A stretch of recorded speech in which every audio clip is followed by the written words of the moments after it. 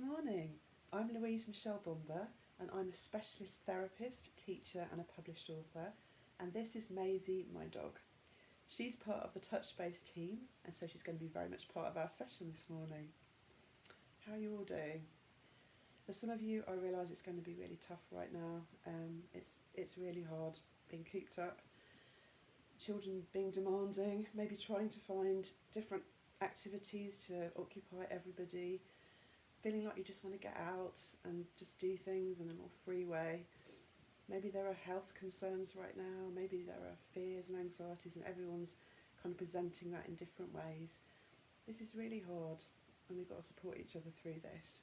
And I want you to know that I'm going to be here every Wednesday, just trying to be your fellow traveller through this time.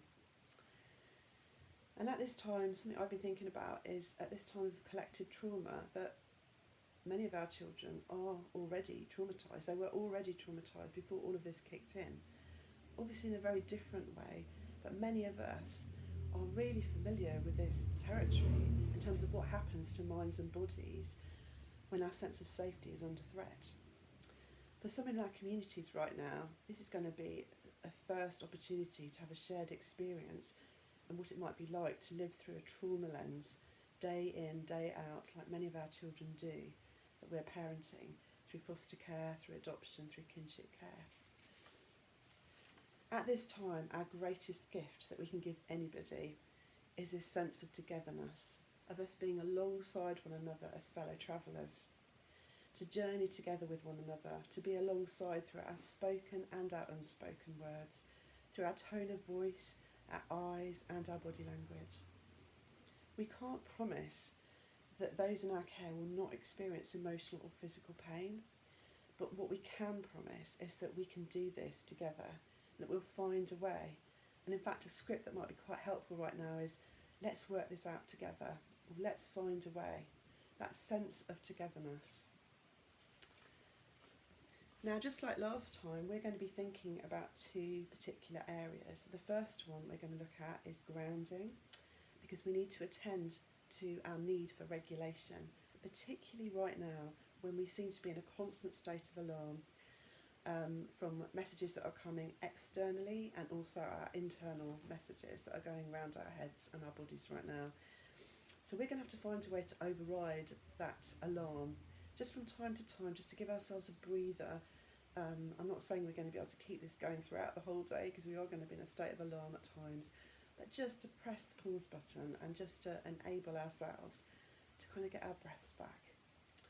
So what we're going to do is we're going to just do a regulation exercise together. First of all, we're going to think about our bodies first and then our minds afterwards.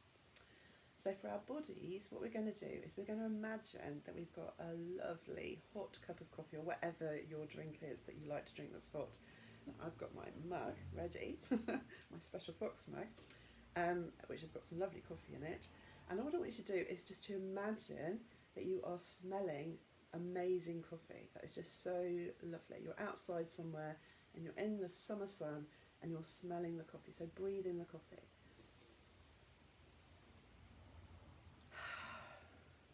Can you smell it? Right, so I want you to imagine that you've got a cup of coffee in front of you, and I want you to smell the coffee, breathe in the coffee. And then I want you to imagine that you have got a dandelion in your hand. Do you remember those lovely dandelions that used to blow when you were a child, or maybe you do even now? I know I love dandelions. And just watching them float off into the distance. I want you to imagine that you've just had your cup, a bit of your coffee, and now you're going to blow out an amazing, beautiful dandelion. And you're going to have to blow it very delicately, but strong as well. So, and watch the little pieces just float off. Okay, we're going to put the two together. So you're going to breathe in the coffee, and then you're going to blow out the dandelion. Okay?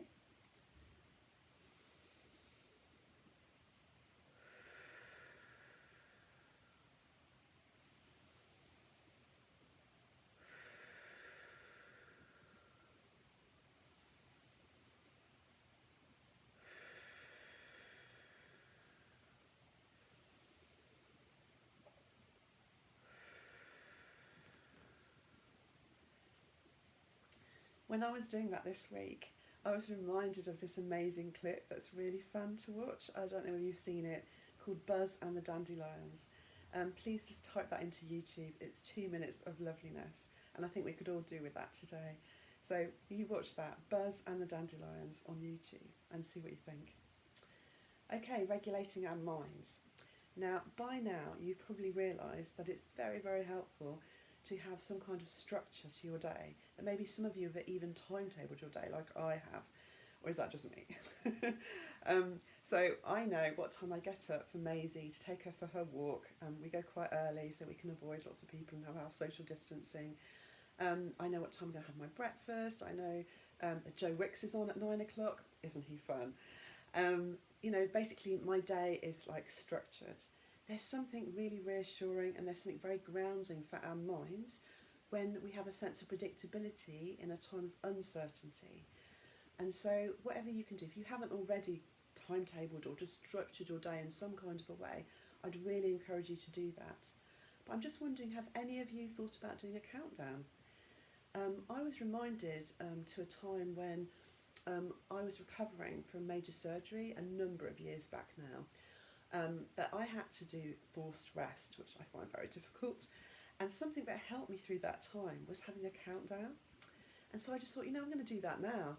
And I know that I don't know when the end of all of this is going to be and when lockdown is going to, stop. But I just thought, okay, I'm going to just give myself 3 months. So I'm kind of, this is my 3rd week of lockdown into my 3 months. And so on Friday, I'll be a quarter of the way through. And I've got all my Fridays are like mapped out on the wall in the kitchen. I've written down each date and I've got a box next to each one and I'm happily ticking them off when I get to each Friday. But this particular Friday, because I'm a quarter of the way through, I thought I could mark that in some way and do like a mini celebration of some kind, whether it's eating some chocolate, I don't know, or just doing something just to kind of put a marker to that. And I've decided to put a marker a third of the way through, half the way through, at the end of every week you could do it, and then definitely at the end, when I'm allowed to go out there and do my thing again, I'm so going to do something to mark that. So I'm going to be thinking now about what I might do for that. So I just want to encourage you to have a countdown of some kind. And I'd encourage you to maybe think of 3 months, because that might be quite helpful. And just break it down a little bit. If it's longer, then we can add to it. But just for now, I think it would be helpful for our minds maybe just to have some kind of visual of that countdown. So I'd encourage you to do that too, if you're up for it. Okay, we're now going to move on to connection, because we also need to attend to the art of relationship, don't we? Because relationships are so important to us, our relationship to ourselves and our relationship to other people. Now, I don't know whether any of you saw Suzanne Sadik's public webinar. It was about 2 weeks ago now. If you didn't see it, please tune it in to see it. You can see it on YouTube. It's really worth watching. She was basically giving some advice which is really easy to follow for how to support us basically through this period, through this season. And something that I really loved that she talked about was the use of transitional objects for all of us. Now, I think you've probably heard about these for children in our care, but actually she was talking about it being used by anybody and everyone. And she actually gave it this lovely phrase. She just said, clothe yourselves in love.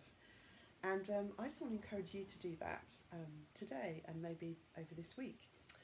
I want you to think of things that might be around you that you could maybe gather up around your house that remind you of important people or special people to you, past or present, alive or dead, and also things that might remind you of what you feel is important right now for you to hold on to. So, for example, something to do with hope, peace, courage, freedom, perseverance, anything like that. So I'm just going to show you a few bits and bobs that I've got, because I've been trying to clothe myself intentionally with love over this last week. So I just wanted to share it with you. So I've got a ring on my finger, which is my nan's engagement ring. It was her engagement ring. She's not alive anymore. But my nan was really, really important to me. She was a very special lady. And she was a very courageous lady. She had a big, brave part. She got through so much. She went through a lot in her life, including the Second World War. But she also had some health conditions that she had to manage.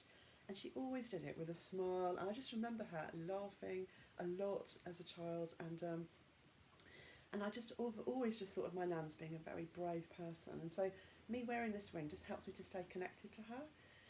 And then you might have noticed that I've got this on, which is a bird necklace. And this is this bird just represents freedom to me. It just helps me to remember that I will be one day back out there again, doing my thing, that I won't be forever trapped in a house. That this kind of just helps me to hold on to that sense of hope and that sense of freedom. And then you've already seen my special mug. This is my fox mug, so I'm trying to use this a lot at the moment because this was given to me by somebody very special in my life, and so every time I use it, it just reminds me of them. And yeah, I hope you like it. And then I've got a really special smell that I really love, cinnamon. I don't know what your special smell is, but I just found this so comforting and such a lovely warm smell. And so I've decided to carry this around with me at the moment, and I've been putting it in all different kinds of places, but particularly in my hanky and also in my oil burner, just so that I'm surrounded by that lovely smell. So I'm clothing myself in love, you know, just using bits and pieces. And then you're finding out lots about me now, aren't you? This is my Yogi Tea original, which, bit of advertising.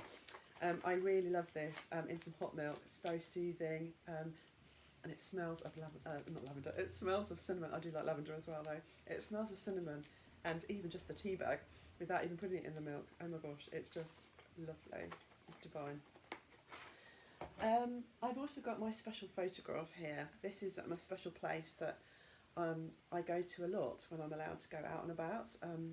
I haven't been there for a long time, obviously, since lockdown, but this is a beautiful lake in Sussex that is a very special place to me. I've got a lot of really special memories there, and it's a place that I do a lot of writing actually, and it's where I just go and have a bit of a retreat. And so this is really important to me, and so I just think it's really important for me to look at this picture from time to time, because it holds some very special memories. And then, last but not least, I've got my special candle. You might not be able to see the candle that well right now, but this is a really special candle. Again, it was given to me by somebody very, very important to me, and this kind of represents hope again. I love candles anyway, but this particular one is really meaningful to me. So those are just a few of my examples, but this week I just want to encourage you to think up a smell, a song, a piece of music, an item of clothing, some jewellery, whatever really, that you could just maybe either exhibit like in your house somewhere so that it's just your special space, or just carry them around with you or wear them, you know, if it's a special t-shirt or a special jumper, a special blanket. You know, I just encourage you as a family to think through those things and just think what would be helpful for you right now.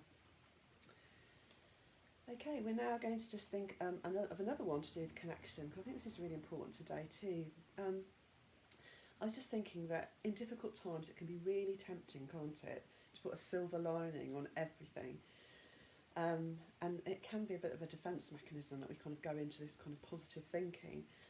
However, I think it's really important, particularly right now, to sit with difficult feelings, to acknowledge and to allow each other, including our children, to grieve.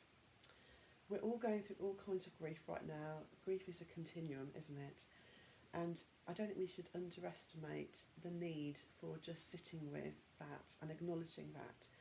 So whether it's loss of not being able to go to school, a loss of not being able to see our special friends and go out and about like we normally do, whether it's the loss of our health, whether it's the loss of having contact with somebody that's really important to us, like somebody in our birth family, or whether it is, you know, somebody has actually died. Whatever the loss is, I think we need to press the pause button and actually acknowledge and give ourselves permission to feel that feeling. So I want to encourage all of us to sit with the difficult stuff and not to rush on. In fact, I have this saying, which I use a lot in my trainings that I do, about staying with the uncomfortable feelings for longer than feels comfortable. If you kind of do that, you'll kind of get the timing right, I think. And so it's about sitting with each other. Like I said before, we can't necessarily take away pain, but what we can do is say that we're going to stick in there with each other through this. And Yeah, if we can feel those feelings together with somebody else, that is going to really be so supportive. So let's not try and dismiss feelings right now, especially the difficult ones, the uncomfortable ones, the ones that are tricky, the ones that we don't really want to feel. But let's acknowledge them and feel them together. And finally, I just want to share with you one little bit of inspiration from Melanie, if that's okay. Remember, you are braver than you believe, and stronger than you seem, and smarter than you think. Go well, stay strong, and I'll see you next week. Bye for now.